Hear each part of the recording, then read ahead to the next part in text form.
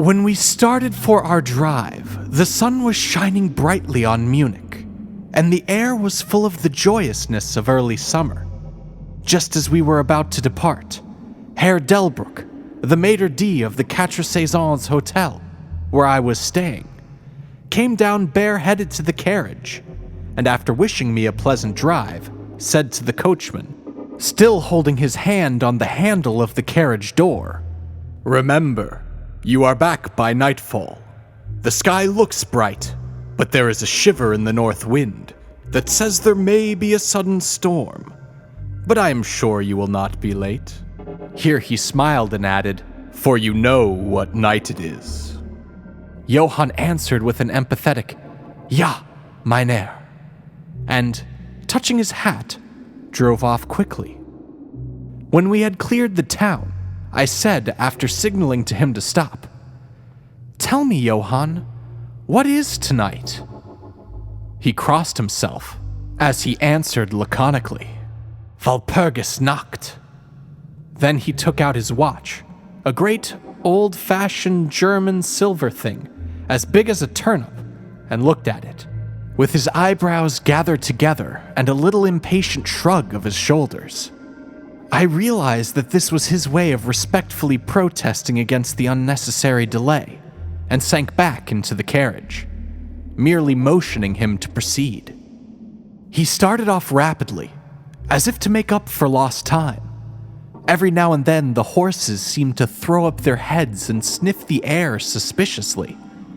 On such occasions I often looked round in alarm. The road was pretty bleak, for we were traversing a sort of high wind-swept plateau. As we drove, I saw a road that looked but little used, and which seemed to dip through a little winding valley. It looked so inviting that, even at the risk of offending him, I called Johann to stop, and when he had pulled up, I told him I would like to drive down that road. He made all sorts of excuses, and frequently crossed himself as he spoke. This somewhat piqued my curiosity, so I asked him various questions. He answered fencingly, and repeatedly looked at his watch in protest. Finally I said, "Well, Johann, I want to go down this road.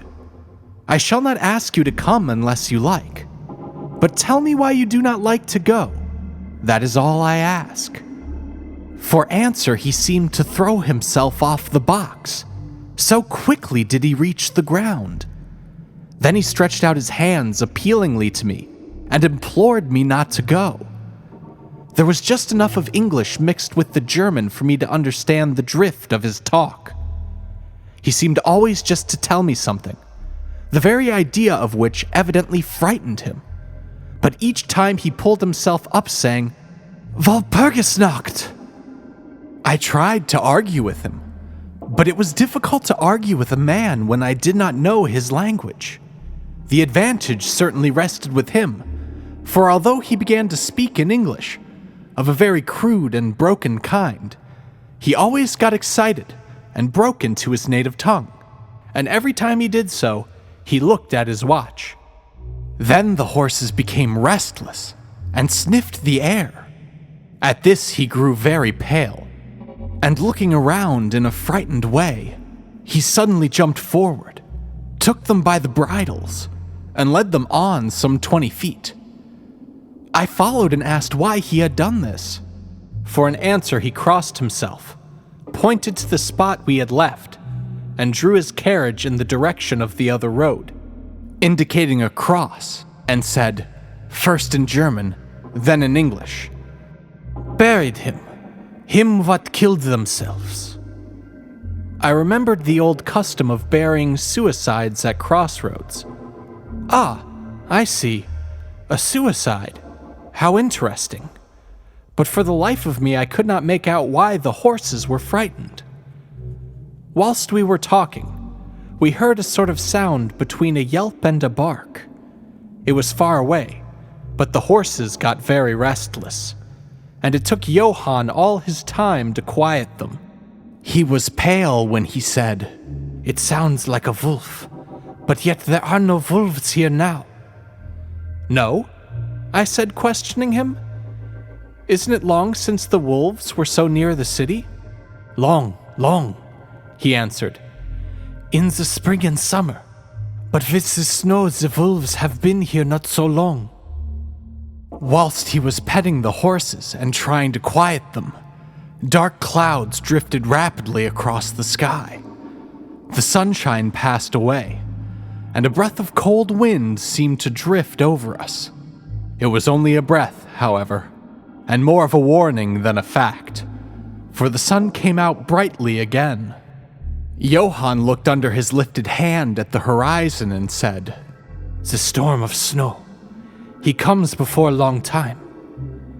Then he looked at his watch again, and straightway holding his reins firmly, for the horses were still pawing the ground restlessly and shaking their heads, he climbed to his box, as though the time had come for proceeding on our journey. I felt a little obstinate, and did not at once get into the carriage. "Tell me," I said, "about this place where the road leads," and I pointed down. Again, he crossed himself, and mumbled a prayer before he answered. "It is unholy." "What is unholy?" I inquired. "The village." "Then there is a village?" No. No one lives there hundreds of years." My curiosity was piqued. "But you said there was a village." "There was." "Where is it now?" Whereupon he burst out into a long story in German and English, so mixed up that I could not quite understand exactly what he said. Roughly, I gathered that long ago, hundreds of years, men had died there and been buried in their graves. But sounds were heard under the clay, and when the graves were opened, men and women were found rosy with life, and their mouths red with blood. And so, in haste to save their lives, aye, and their souls, and here he crossed himself, those who were left fled away to other places, where the living lived and the dead were dead, and not something. He was evidently afraid to speak the last words. As he proceeded with his narration, he grew more and more excited. It seemed as if his imagination had got hold of him, and he ended in a perfect paroxysm of fear, white-faced, perspiring, trembling, and looking round him as if expecting some dreadful presence would manifest itself there in the bright sunshine on the open plain. Finally, in an agony of desperation, he cried, "Walpurgisnacht!" and pointed to the carriage for me to get in. All my English blood rose at this, and standing back I said, "You are afraid, Johann. You are afraid. Go home. I shall return alone. The walk will do me good." The carriage door was open. I took from the seat my oak walking stick, which I always carry on my holiday excursions, and closed the door, pointing back to Munich, and said, "Go home, Johann. Walpurgisnacht doesn't concern Englishmen." The horses were now more restive than ever, and Johann was trying to hold them in, while excitedly imploring me not to do anything so foolish. I pitied the poor fellow.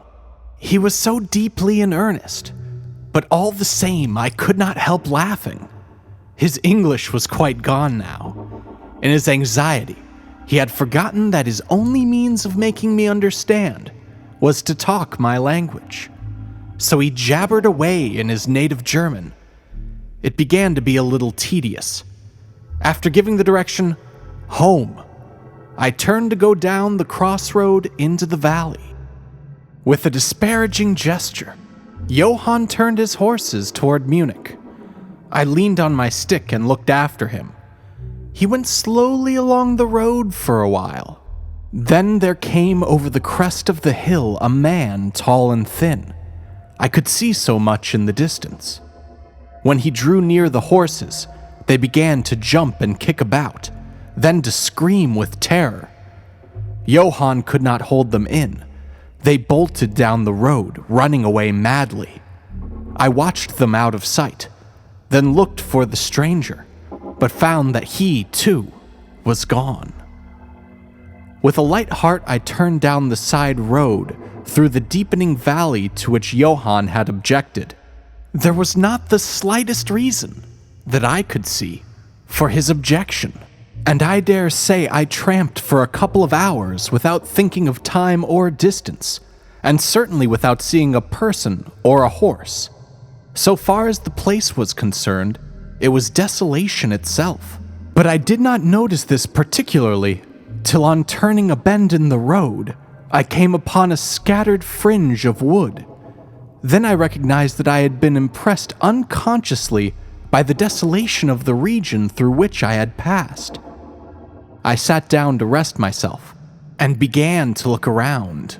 It struck me that it was considerably colder than it had been at the commencement of my walk. A sort of sighing sound seemed to be all around me, with, now and then, high overhead, a sort of muffled roar. Looking upwards, I noticed that the great thick clouds were drafting rapidly across the sky from north to south, at a great height. There were signs of a coming storm in some lofty stratum of the air. I was a little chilly, and thinking that it was the sitting still after the exercise of walking, I resumed my journey. The ground I passed over was now much more picturesque. There were no striking objects that the eye might single out, but in all there was a charm of beauty. I took little heed of time, and it was only when the deepening twilight forced itself upon me that I begun to think of how I should find my way home. The air was cold, and the drifting of clouds high overhead was more marked. They were accompanied by a sort of far-away rushing sound, through which seemed to come at intervals that mysterious cry, which the driver had said came from a wolf. For a while I hesitated. I had said I would see the deserted village, so on I went, and presently came on a wide stretch of open country, shut in by hills all around. Their sides were covered with trees which spread down to the plain, dotting in clumps the gentler slopes and hollows which showed here and there. I followed with my eye the winding of the road, and saw that it curved close to one of the densest of these clumps, and was lost behind it.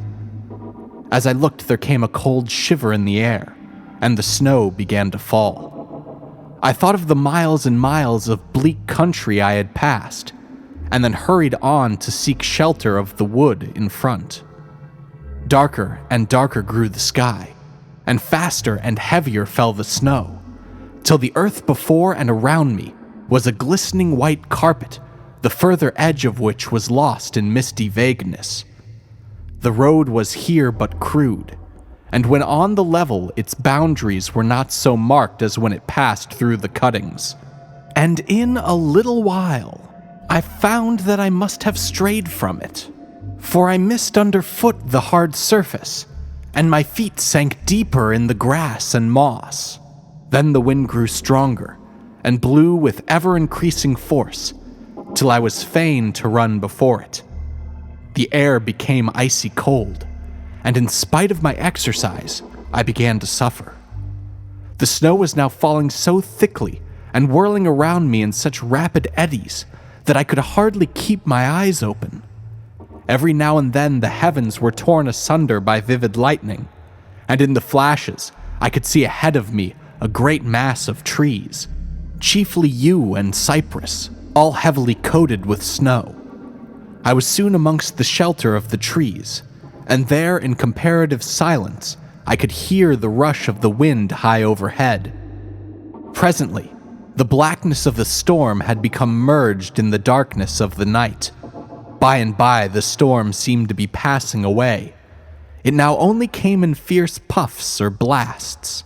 At such moments the weird sound of the wolf appeared to be echoed by many similar sounds around me. Now and again, through the black mass of drifting cloud, came a straggling ray of moonlight, which lit up the expanse and showed me that I was at the edge of a dense mass of cypress and yew trees. As the snow had ceased to fall, I walked out from the shelter and began to investigate more closely. It appeared to me that, amongst so many old foundations as I had passed, there might be still standing a house in which, though in ruins, I could find some sort of shelter for a while.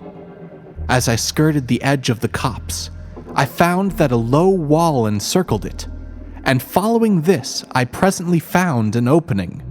Here the cypresses formed an alley leading up to a square mass of some kind of building. Just as I caught sight of this, however, the drifting clouds obscured the moon, and I passed up the path in darkness. The wind must have grown colder, for I felt myself shiver as I walked, but there was a hope of shelter, and I groped my way blindly on. I stopped, for there was a sudden stillness. The storm had passed, and perhaps in sympathy with nature's silence, my heart seemed to cease to beat.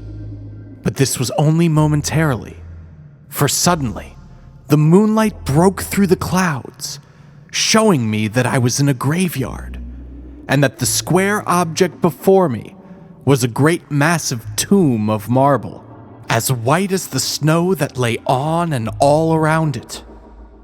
With the moonlight there came a fierce sigh of the storm, which appeared to resume its course with a long, low howl, as of many dogs or wolves. I was awed and shocked, and I felt the cold perceptibly grow upon me, till it seemed to grip me by the heart. Then, while the flood of moonlight still fell on the marble tomb, the storm gave further evidence of renewing, as though it were returning on its track. Impelled by some sort of fascination, I approached the sepulchre to see what it was, and why such a thing stood alone in such a place. I walked around it, and read, over the Doric door, in German, Countess Dolingen of Graz, in Styria, sought and found death, 1801. On the top of the tomb, seemingly driven through the solid marble, for the structure was composed of a few vast blocks of stone, was a great iron spike or stake. On going to the back I saw, graven in great Russian letters, "The dead travel fast." There was something so weird and uncanny about the whole thing that it gave me a turn and made me feel quite faint. I began to wish, for the first time, that I had taken Johann's advice. Here a thought struck me, which came under almost mysterious circumstances and with terrible shock. This was Walpurgisnacht. Walpurgisnacht was when, according to the belief of millions of people, the devil was abroad, when the graves were opened and the dead came forth and walked, when all evil things of earth and air and water held revel. This very place the driver had specifically shunned. This was the depopulated village of centuries ago. This was where the suicides lay, and this was the place where I was alone, unmanned, shivering with cold in a shroud of snow, with a wild storm gathering again upon me. It took all my philosophy, all the religion I had been taught, all my courage, not to collapse in a paroxysm of fright. And now a perfect tornado burst upon me.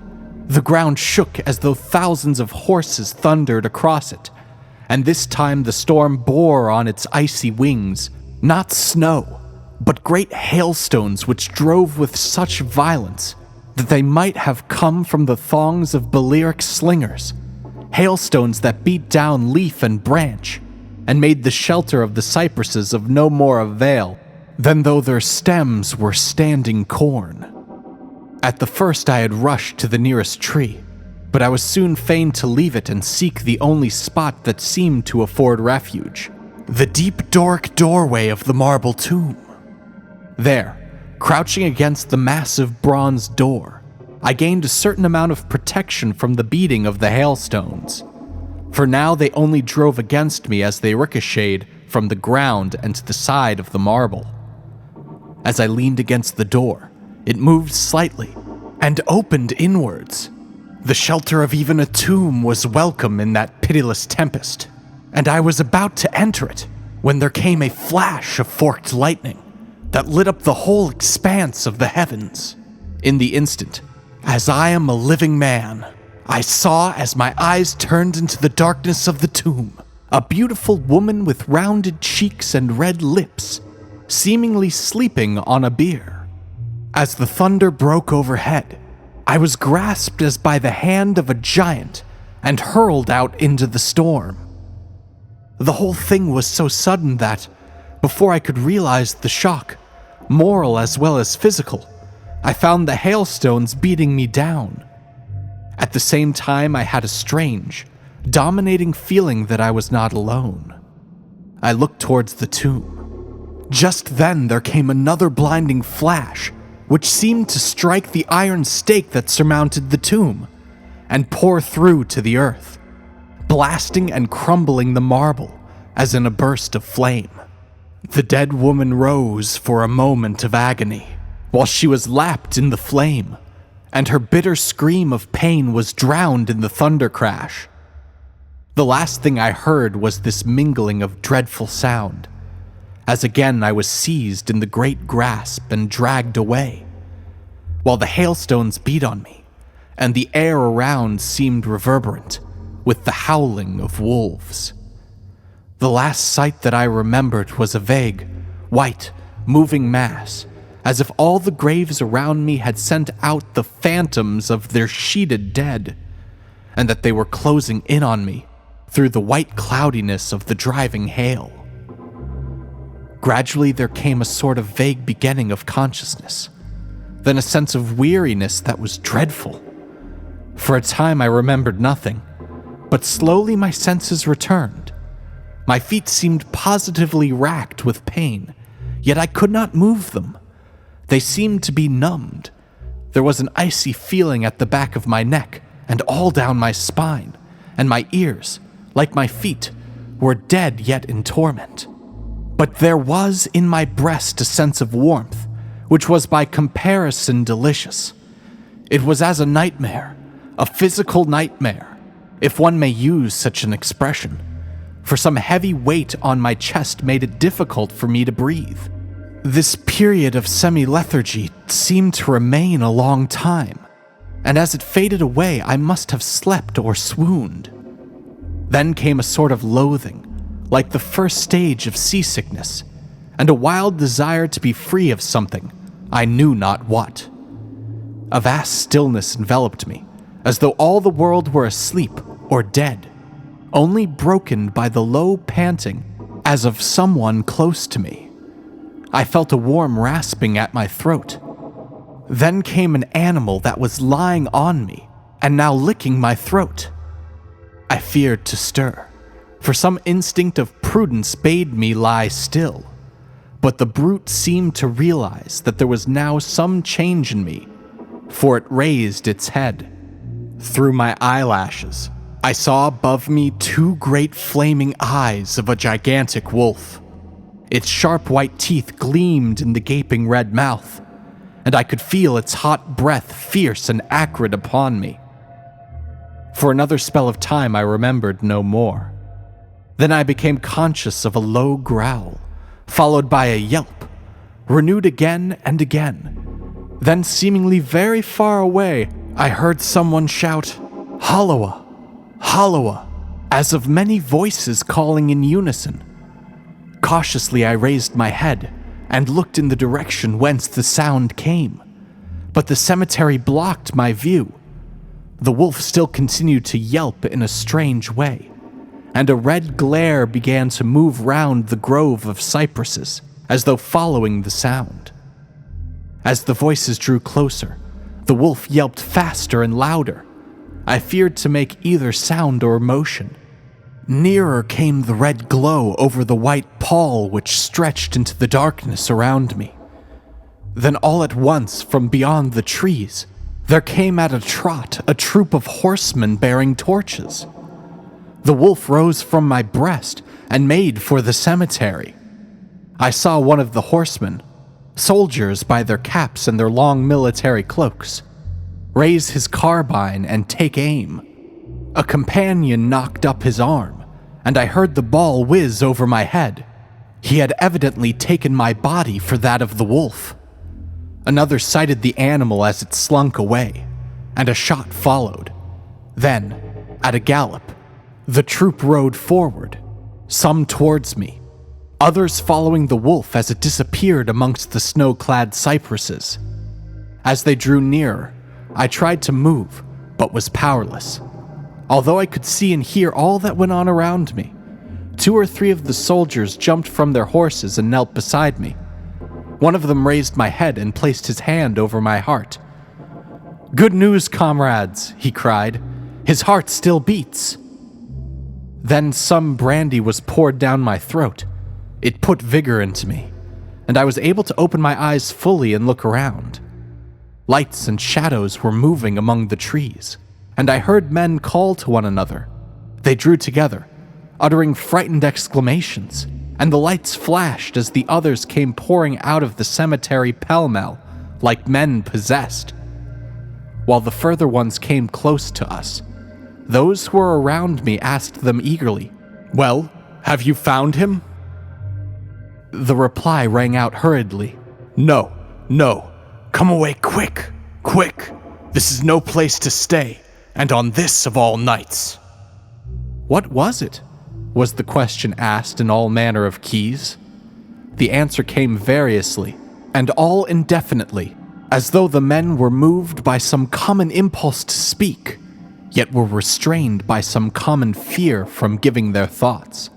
It indeed," gibbered one, whose wits had plainly given out for the moment.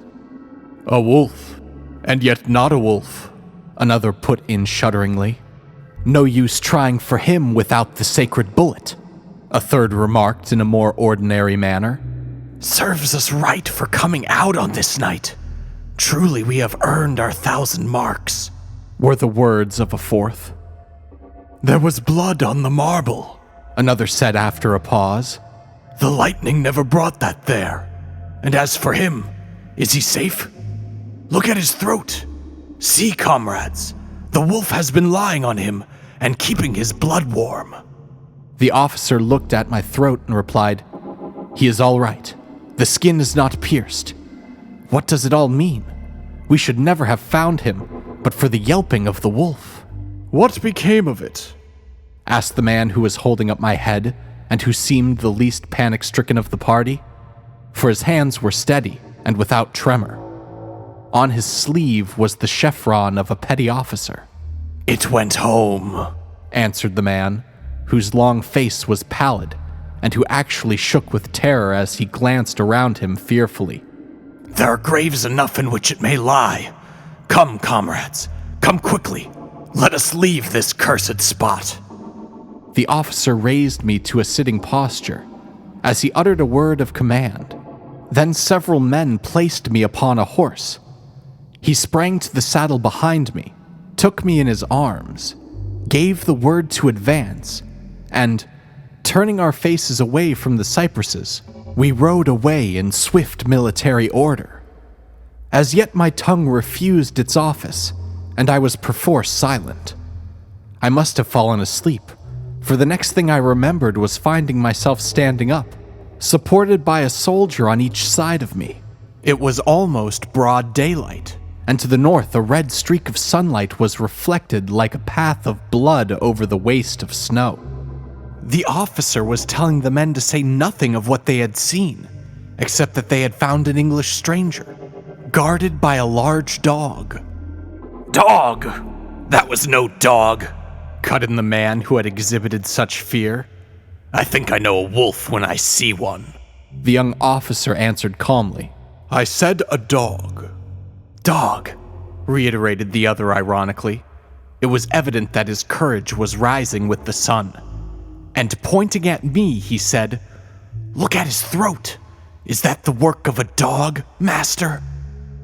Instinctively, I raised my hand to my throat, and as I touched it, I cried out in pain. The men crowded round to look, some stooping down from their saddles, and again there came the calm voice of the young officer. "A dog, As I said, if aught else were said, we would only be laughed at. I was then mounted behind a trooper, and we rode on into the suburbs of Munich. Here we came across a stray carriage into which I was lifted, and it was driven off to the Quatre Saisons, the young officer accompanying me, whilst a trooper followed with his horse, and the others rode off back to their barracks. When we arrived, Herr Delbruck rushed so quickly down the steps to meet me that it was apparent he had been watching within. Taking me by both hands, he solicitously led me in. The officer saluted me and was turning to withdraw. When I recognized his purpose and insisted that he should come to my room, over a glass of wine I warmly thanked him and his brave comrades for saving me. He replied simply that he was more than glad, and that Herr Delbruck had at the first taken steps to make all the searching party pleased, at which ambiguous utterance the maitre d' smiled, while the officer pled duty and withdrew. "But Herr Delbruck," I inquired, "how and why was it that the soldiers searched for me?" He shrugged his shoulders, as if in depreciation of his own deed, as he replied, "I was so fortunate as to obtain leave from the commander of the regiment in which I serve to ask for volunteers." "But how did you know I was lost?" I asked. "The driver came hither with the remains of his carriage, which had been upset when the horses ran away." "But surely you would not send a search party of soldiers merely on this account?" "Oh no," he answered. "But even before the coachman arrived, I had this telegram from the bowyer whose guest you are." And he took from his pocket a telegram, which he handed to me, and I read, "Bistritz, be careful of my guest. His safety is most precious to me. Should aught happen to him, or if he be missed, spare nothing to find him, and ensure his safety. He is English, and therefore adventurous. There are often dangers from snow and wolves and night. Lose not a moment if you expect harm to him. I answer your zeal with my fortune. Dracula." As I held the telegram in my hand, the room seemed to whirl around me, and if the attentive maitre d' had not caught me, I think I should have fallen.